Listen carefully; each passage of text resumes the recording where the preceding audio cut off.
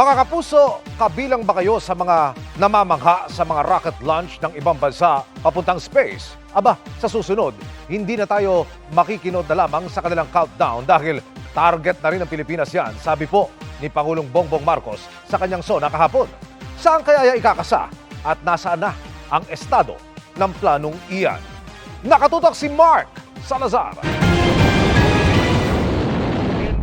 Nitong Abril lang, umukit ng kasaysayan ang paglipad ng Artemis II na unang manned mission patungong buwan.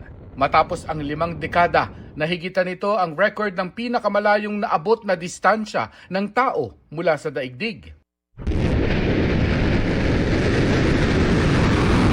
Isang carrier rocket naman ang pinalipad ng China nitong Biyernes.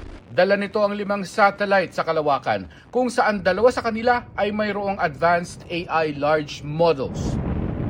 3, 2, 1, 0.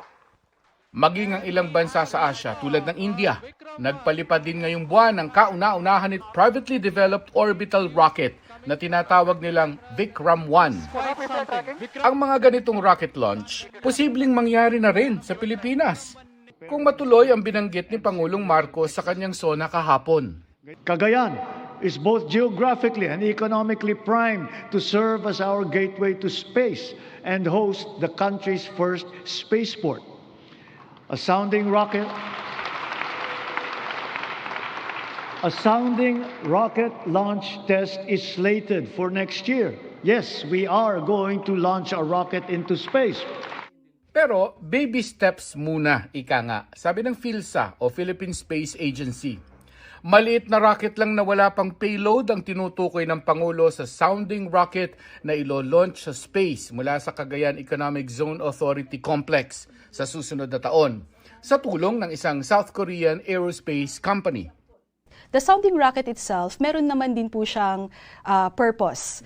Usually for atmospheric profiling, yun po yung typical sounding rockets natin, experiments, naglalagay po ng mga sensors on top of the rocket, and nagsusukat po ito pwedeng weather parameters or air quality. Ito po yung usual na use ng isang operational na sounding rocket.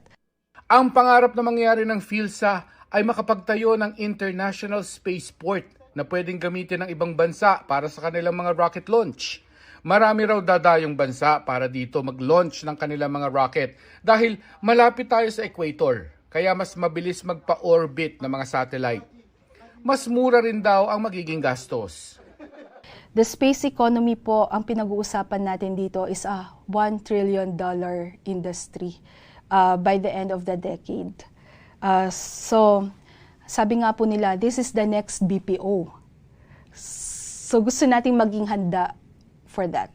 Siniguro naman ng PhilSA na hindi magagamit ang ating pasilidad para sa mga armadong rocket o kaya yung mga ginagamit pang espiya. Our mandate is civilian space, no? So for peaceful use of space po ang ating programs.